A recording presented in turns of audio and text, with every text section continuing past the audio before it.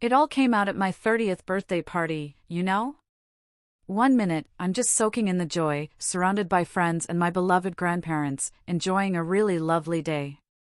The next, my grandfather Arthur stands up, clears his throat, and with this big, warm smile, announces to everyone that he and Grandma Betty were giving me my entire inheritance. Right then and there. He said it was so I could finally pursue my dream of opening my own art gallery. Honestly, I was completely floored. I mean, I love them so much, but I never expected anything like that, especially not in front of everyone. It was just overwhelming. It felt like this huge wave of unconditional love, the kind my mom, Eleanor, always showed me.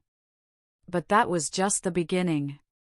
See, my family, we're not just comfortable. We're wealthy. And not just money in the bank wealthy, but generations deep, old money wealth, businesses, investments, a name that carries weight in places like Dallas, Texas. As the only daughter, everyone always assumed I'd step into the family empire, just like my dad, Robert, and my grandfather had. My dad had this whole vision of me taking my place in the corporate world, continuing the legacy.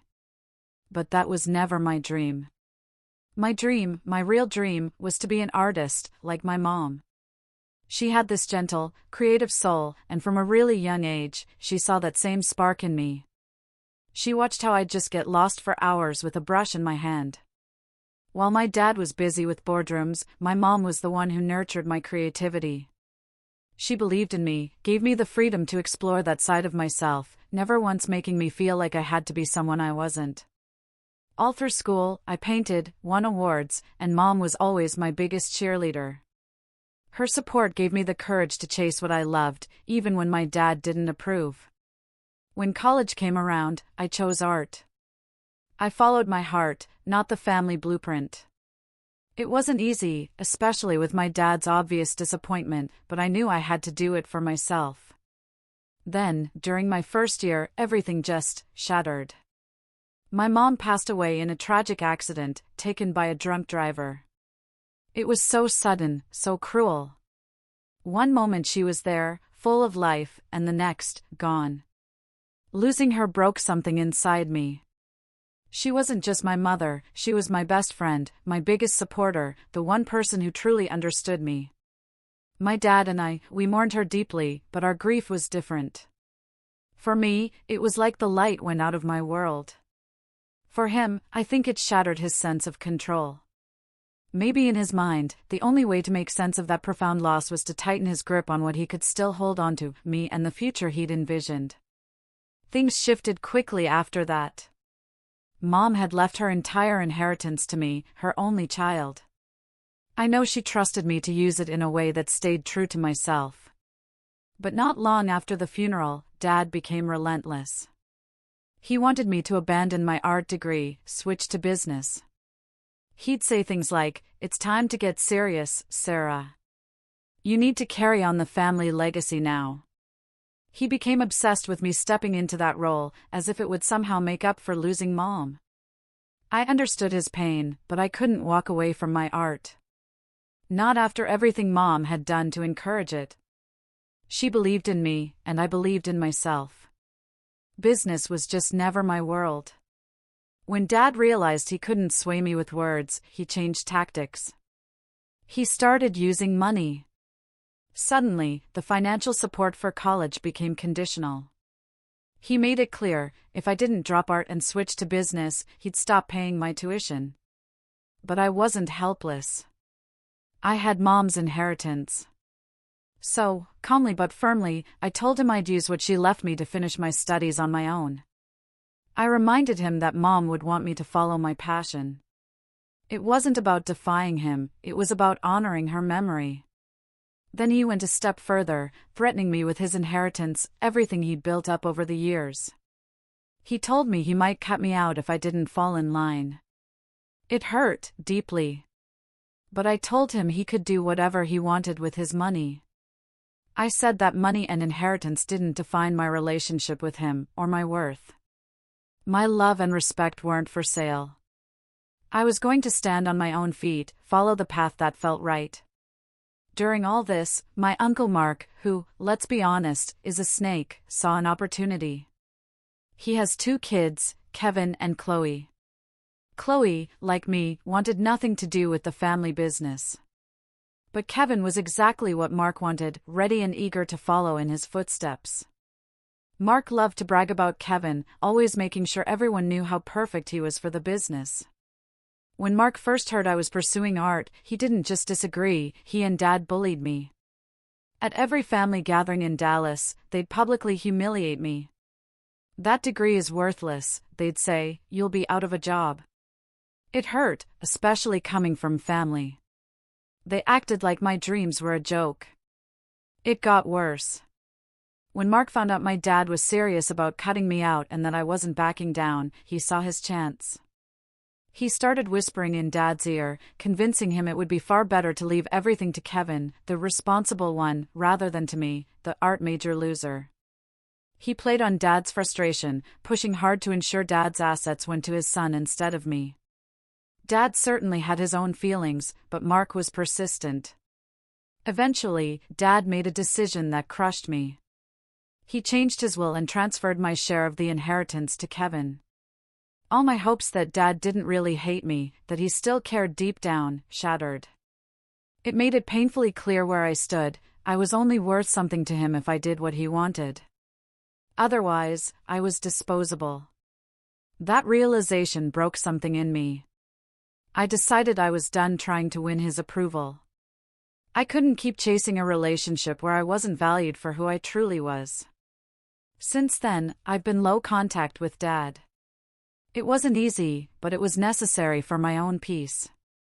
Later, when he had major surgery and was in the hospital, he expected me to be there, to take care of him. I didn't even pick up his calls. I told him firmly to ask Kevin to look after him. After all, if Kevin was willing to take everything Dad worked for, the inheritance, then it made sense he should look after him. It was a painful moment, but a clear boundary I had to set. Anyway, I graduated and built a life on my own terms. I work with powerful clients, sourcing art. It lets me combine my passion with my skills, and it's incredibly rewarding. As for family, the only people I truly connect with are my grandparents Arthur and Betty, and Chloe, Mark's daughter. They're the ones who understand and respect my decisions. I'm the one who actually takes care of Arthur and Betty, who live about 2 hours away in Tyler, Texas. I don't mind it at all. They love me unconditionally, just like Mom did. I visit regularly, bringing their favorite snacks, organizing meds, taking them to appointments.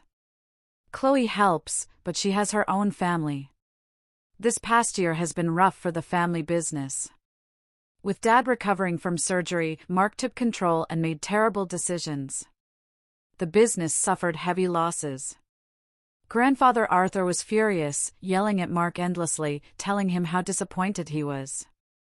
I won't lie, part of me quietly relished watching it unfold.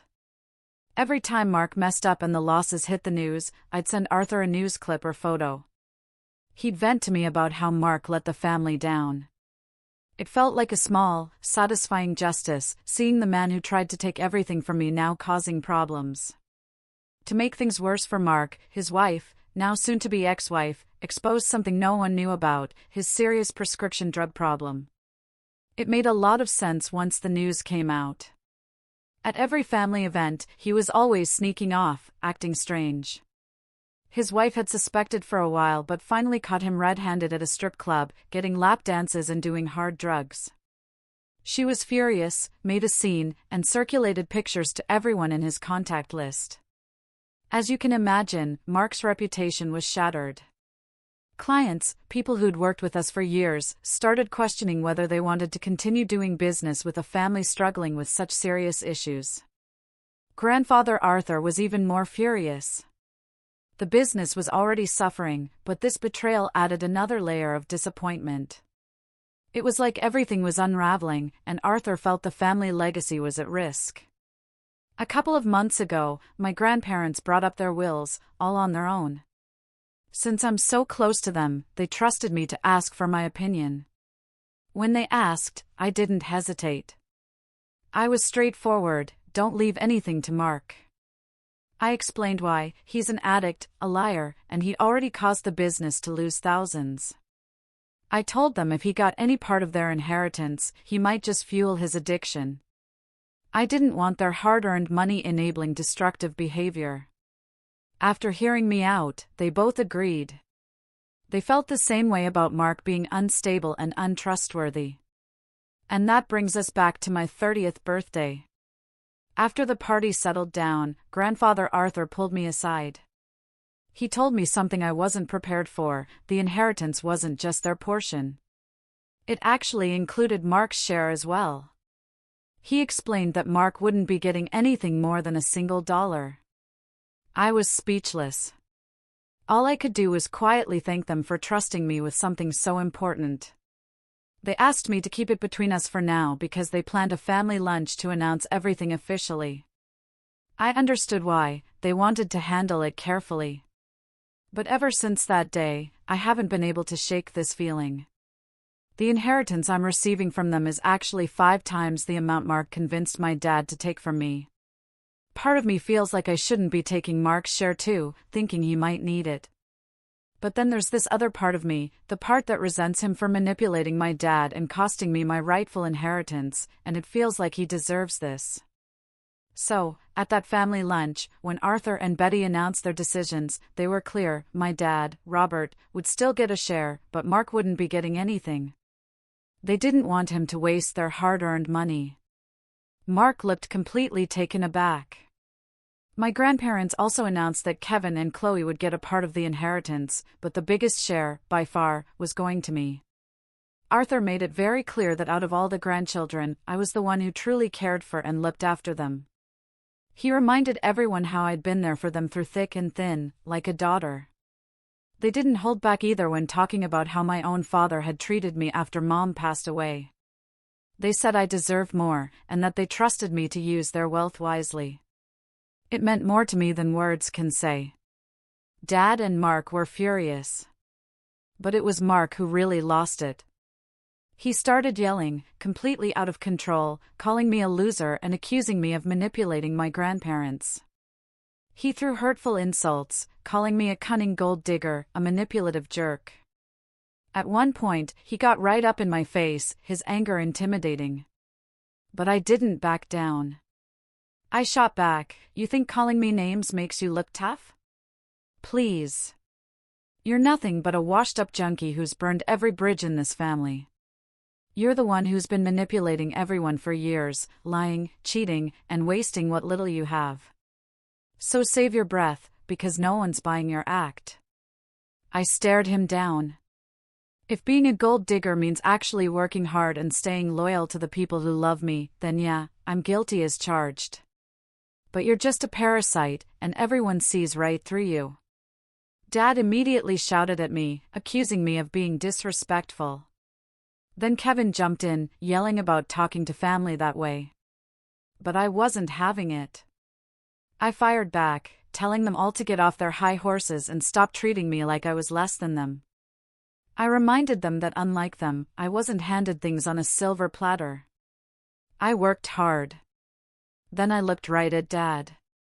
"You betrayed me, too, by giving my inheritance away to Kevin. I kept my mouth shut about it all this time. So now, if my grandparents want to give me Mark's share, why am I the one being blamed and attacked?" Arthur also yelled back at Mark and Dad, making it crystal clear that he and Betty's decision was final. Mark, showing his true colors, had the audacity to threaten to sue them. But Arthur didn't flinch. He warned Mark sharply that his lawyers would tear him apart if he tried, and that if he kept pushing, his own children wouldn't get a single penny either. That shut Mark right up. He didn't say another word, just shot me angry glares.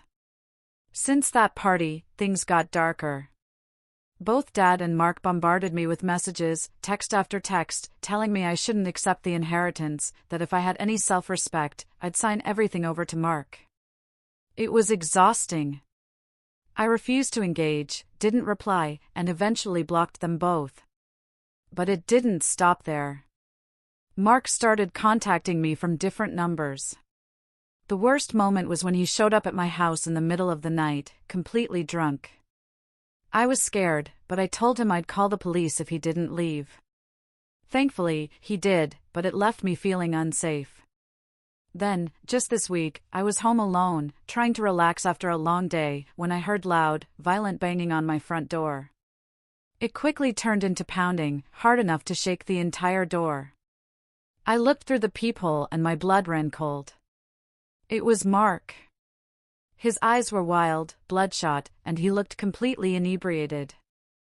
I shouted at him to go away, but he kept demanding I open the door.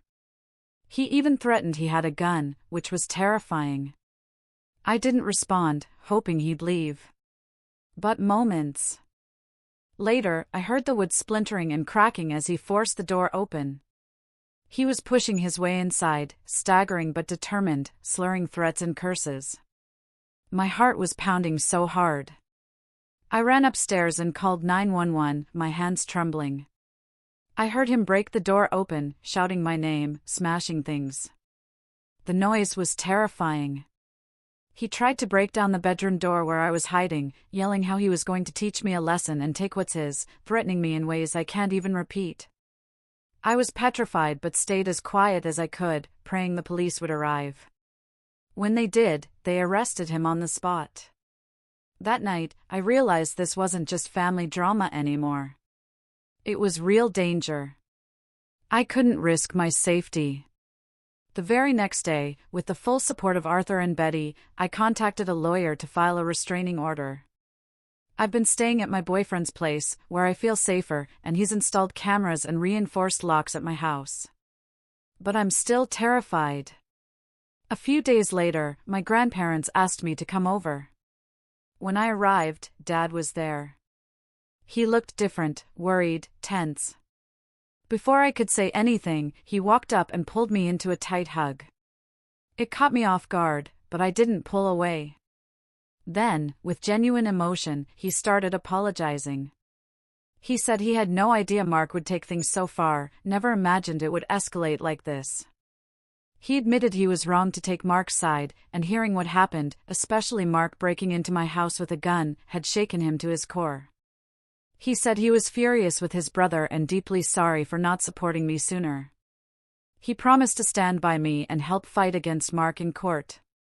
It was a moment I never expected, but hearing his apology, seeing the genuine regret in his eyes, gave me hope that maybe, just maybe, things could start to heal. It's been a few months now, and the court case finally closed. Mark was sentenced to 2 years in jail, not just for breaking into my house, but for drug possession. During the trial, he cried and begged for another chance, but the judge was strict. Honestly, I feel relieved he's gone.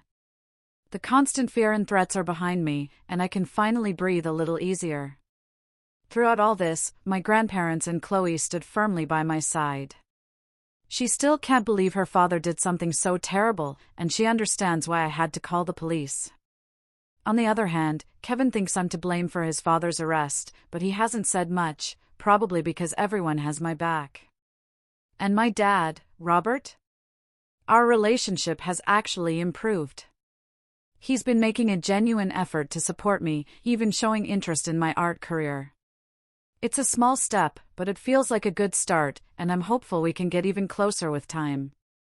It feels like the air has finally cleared, though it took a really painful and terrifying path to get here. I'm finally starting to live the life I always envisioned, thanks to Mom's belief in me and my grandparents' incredible support. It's wild how things turn out, isn't it? What would you have done in my shoes?